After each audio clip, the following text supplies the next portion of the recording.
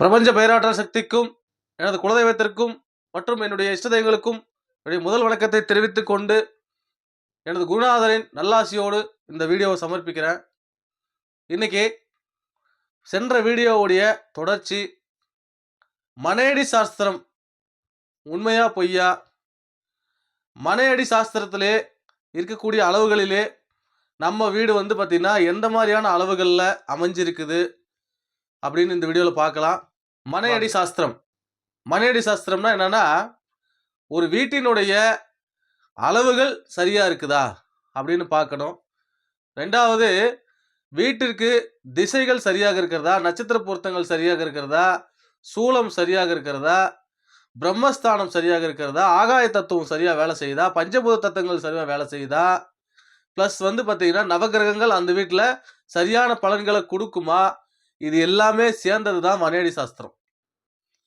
இதுல மனையடி சாஸ்திரம் நம்ம எடுத்தாலே உடனே ஒரு கேலண்டர் எடுத்துருவோம். நாம அந்த கேலண்டருக்கு பின்னாடி மனையடி சாஸ்திர அளவுகள் இருக்கும். அதுல ஒரு சில அளவுகள் கொடுத்துருப்பாங்க உங்களுக்கு. ஆனா அதுல கெட்ட அளவுகள் கொடுத்துருக்க மாட்டாங்க, நல்ல அளவுகள் மட்டும்தான் இருக்கும். அந்த நல்ல அளவுகள்ல சில குறிப்பிட்ட அளவுகள் மட்டும் கொடுத்துருப்பாங்க, மற்ற அளவுகளை கொடுத்துருக்க மாட்டாங்க. இதுல இன்னைக்கு வீடியோவில் நாம கெட்ட அளவுகள் என்னன்னு பார்த்துக்கலாம். ஏன்னா முதல்ல பிரச்சனையை பார்த்துடலாம், அப்புறமா சொல்யூஷனுக்கு போகலாம் இல்லைங்களா? வாங்க. இதுல இங்க பாருங்க, இப்படி ஒரு ஃபிளாட் எடுத்துக்கிறேன். நான் ஃபிளாட் எடுத்துக்கிட்டு இதுல பாருங்க, குத்துமதிப்பா ஒரு கெட்ட அளவுகள் போடலாம். சரிங்களா? கெட்ட அளவுகள் ஒரு 23 கெட்ட அளவு இல்லையா? அடுத்து நீளத்துக்கு என்ன போடலாம்? அகலத்துக்கு 23 போட்டோம், நீளத்துக்கு 34. இந்த அளவுகள் ஒரு வீட்டினுடைய அளவுகளாக இருந்தால் கண்டிப்பா அந்த வீடு பார்த்தீங்கன்னா மிகப்பெரிய கடனுக்கு உள்ளாகி கடனை கட்ட முடியாம அந்த வீட்டை விற்கும் நிலை ஏற்படும். இந்த அளவுகள் இருந்தா மிகப்பெரிய சித்திரவதைகளுக்கு உள்ளாகணும். நோய் நொடி வந்துகிட்டே இருக்கும். எங்கிருந்து அந்த நோய் நொடி வருதுன்னே சொல்ல முடியாது. அந்த மாதிரி நோய் நொடிகள் வந்துகிட்டே இருக்கும் இந்த அளவுகள் இருந்தா. இதுலயே சின்ன அளவுகளா போகலாம். சின்ன அளவுகள்னா ஒரு குறிப்பிட்ட ஒரு ரூம் மட்டும் பார்க்கணும். ஏன்னா மனையடி சாஸ்திரம் அப்படின்றது வெளியளவுகள் மட்டும் இல்லை, உள்ளளவுகளும் சேர்ந்தது தான் மனையடி சாஸ்திரம். ஸோ நம்ம உள்ள அளவுகளும் பார்க்கணும். இதுல பாருங்க 7, இந்த 7 அப்படின்றது வந்தாலே ஒரு ஒரு ரூமோட அளவு பார்த்தீங்கன்னா 7 இருக்கு அப்படின்னாலே அவங்களுக்கு பார்த்தீங்கன்னா எல்லாமே தாமதமாக தான் நடக்கும். அந்த தாமதமாக நடக்கிறத நினைச்சு அவங்களுக்கு கடன் வந்துடும். கடன் மேல கடன் வந்துகிட்டே இருக்கும். மனதில் இனம் புரியாத ஒரு கவலைகள் அவங்களுக்கு இருந்துகிட்டே இருக்கும். என்னடா இது, நம்ம வருமானம் வருது, ஆனா அந்த வருமானத்தை நம்மளால தக்க வச்சுக்க முடியலையே அப்படின்னு சொல்லி தொடர்ந்து வருத்தப்பட்டுக்கிட்டே இருப்பாங்க. அடுத்து 9. இந்த 9 பார்த்தீங்கன்னா எப்பவுமே உங்களுக்கு பண விரயத்தையும் பண நஷ்டத்தையும் கொடுக்கும். நார்மலா விரயம் ஆகிறதுன்றது 2 வகை இருக்கு. ஒன்று சுப விரயம், ஒரு நகை வாங்கலாம், ஒரு வீடு வாங்கலாம், ஒரு பைக் வாங்கலாம், இல்லை வீட்டுக்கு தேவையான பொருட்கள்லாம் வாங்கலாம். இதெல்லாம் சுப விரயம். வட்டி மட்டுமே கட்டுறேன் சார், அசலே என்னால் கட்ட முடியல. வாங்கினேன் சார், இஎம்ஐ காரன் பிடிச்சிட்டான் சார், இஎம்ஐ மட்டும்தான் சார் கட்டுறேன். இந்த மாதிரியான விஷயங்கள், மருத்துவ செலவு, இதெல்லாமே பார்த்தீங்கன்னா கெட்ட விரயங்கள். இந்த மாதிரி 9ன்ற அளவு உங்கள் வீட்டில் இருந்ததுன்னா கெட்ட விரயங்கள் தொடர்ந்து வந்துக்கிட்டே இருக்கும். அடுத்து பார்த்தீங்கன்னா எல்லாருமே இது ரொம்ப முக்கியமாக கவனிங்க. 12. இந்த 12ன்ற அளவு பார்த்தீங்கன்னா ஒரு சில பேர் ரொம்ப நல்ல அளவுகள்னு சொல்லுவாங்க. ஆனால் இந்த 12ன்றது தோல்வியை அதிகமாக கொடுக்கும் உங்களுக்கு.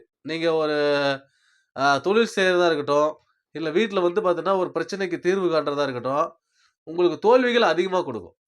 ஜெயிக்கிற மாதிரியே போகும், ஆனால் கடைசியில் தோல்வி வந்துடும். இதில் ரொம்ப முக்கியமான நம்பரு 13. இந்த 13ஆம் நம்பர் பார்த்தீங்கன்னா ரொம்ப ரொம்ப டேஞ்சரான நம்பர்னு சொல்லலாம்.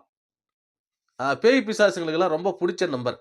சந்திரமுகி படத்தில் ரஜினி சொல்லுவார் இல்லையா, மிருகசீரிஷ நட்சத்திரமா பேய்க்கே ரொம்ப பிடிச்ச நட்சத்திரம் அப்படின்ற மாதிரி இந்த 13ஆம் நம்பர் அப்படின்றது பேய்களுக்கு ரொம்ப ரொம்ப பிடிச்ச நம்பர். இந்த நம்பரை வச்சுட்டு ஒரு வீட்டுக்கு டோர் நம்பர் கூட அந்த 13 வரட்டுமே. அவங்க வீட்ல பாருங்க, ஏகப்பட்ட சித்திரவதைகள் படுவாங்க. வீட்டு டோர் நம்பர் கவர்மெண்ட் குடுக்கறது. அதுக்கே 13 வந்துட்டா ரொம்ப சித்திரவதைப்படுறான். அதுல வீட்டோட அறைகள் இந்த அளவுல வந்துருச்சுன்னா, அவங்க எவ்வளவு சித்திரவதைப்படுவாங்க கொஞ்சம் யோசிச்சு பாருங்களேன். ஸோ, அளவுகள் ரொம்ப முக்கியம். இந்த அளவுகள வந்து நம்ம சரியானபடி கையாளணும். அந்த சரியானபடி கையாள்றதுக்கு தான் நம்ம வந்து அனுபவம் வாய்ந்த வாஸ்து நிபுணர்கள வச்சு பிளான் போடணும். சரிங்களா? அடுத்து வந்து பாருங்க, உள்ளளவுகள்ல வரக்கூடாத அளவுகள்னு சில அளவுகள பார்த்தோம். இன்னும் நெறைய அளவுகள் இருக்கு. அதெல்லாம் போட்டா வீடியோ லென்த் ஆயிடும். ஸோ, இப்போ வெளி அளவுகள்ல வரக்கூடாத அளவுகள் அப்படின்னு சொல்லி பார்க்கலாம். இது பாருங்க, இது ஒரு ஃபிளாட்டு. இந்த ஃபிளாட்ல வெளி அளவுகள்ல வரக்கூடாத நம்பர்ஸ் அப்படின்னா 24. இந்த பக்கம் வந்து பார்த்தீங்கன்னா, ஒரு 34. இதெல்லாம் வந்ததுன்னா, அவங்க மிகப்பெரிய ஒரு ரணத்துக்கு உள்ளாவணும். மரண பயத்துக்கு ஈக்குவலான ஒரு கஷ்டத்த வந்து அவங்க அனுபவிக்கணும். நோய், கடன் போகவே போகாது. அடுத்து வந்து பார்த்தீங்கன்னா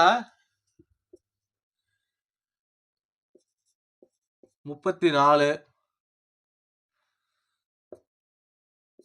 38 இந்த மாதிரி அளவுகள். அடுத்து 19, 40, 44 இந்த மாதிரியான அளவுகள்லாம் வந்து பார்த்தீங்கன்னா, மிகப்பெரிய ஒரு ரணத்துக்கு உள்ளாவணும்.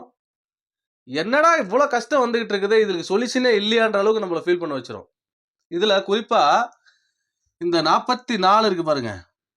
இந்த 44 எல்லாமே உங்ககிட்ட இருக்கும். ஆனா உங்ககிட்ட இருக்காது. எக்ஸாம்பிள் அப்படின்னா, உங்ககிட்ட ஒரு 20 பவுன் நகை இருக்கும். ஆனா அந்த 20 பவுன் நகை அடமானத்துல இருக்கும். உங்ககிட்ட வந்து பார்த்தீங்கன்னா 2 வீடு இருக்கும். அந்த 2 வீடும் அடமானத்துல இருக்கும். இருக்கும், ஆனா இருக்காது. அதுதான் இந்த 44. இந்த 44ன்றது மிகப்பெரிய மோசமான நம்பரு. இதுல ஏற்கனவே 13ஆம் நம்பருக்கு நான் ஒரு விஷயம் சொன்னேன் இல்லையா? பேய் பிசாசுகளுக்கு ரொம்ப புடிச்ச நம்பர்ன்னு. அதே மாதிரி 43. இந்த 43 வந்து பார்த்தீங்கன்னா, எந்த வீட்டோட அளவா இருக்குதோ, அந்த வீட்ல வந்து ஆண்களுக்கு மிகப்பெரிய ஒரு மரண பயத்தையும், மரண கண்டத்தையும் குடுக்கும். இந்த நம்பர்ஸ்லாம் வந்து ரொம்ப மோசமான நம்பர்ஸு. இந்த மாதிரி நம்பர்ஸ் இருந்ததுன்னா, அந்த வீட நீங்க ஆல்டர் பண்ணி தான் ஆகணும். வேற வழியே கிடையாது. இடிச்சு கட்டணுமானா, இடிச்சு கட்ட தேவையில்லைங்க. ஒரு சில ஆல்ட்ரேஷன் பண்ணணும். அளவுகள மாத்தணும். அளவுகள மாத்தி, அந்த வீட வந்து குழிப்பொருத்தத்திற்கு உட்பட்டு, ஒரு சரியான குழிப்பொருத்தத்துல கொண்டு வந்து, அந்த வீட சரி பண்ணி, மறுபடியும் நீங்க கிரகப்பிரவேசம் பண்ற மாரி யாகம் வளர்த்து, அந்த வீட்ல குடியேறணும். அப்படி ஏறும்போது தான், உங்களுக்கு வந்து பார்த்தீங்கன்னா, சுப சம்பவங்கள் நடக்கும். உங்களுக்கு சொன்ன தகவல்கள் உங்களுக்கு பிடிச்சிருக்கும்னு நம்புறேன். மறுபடியும் உங்கள அடுத்த வீடியோல சந்திக்கிறேன். நன்றி.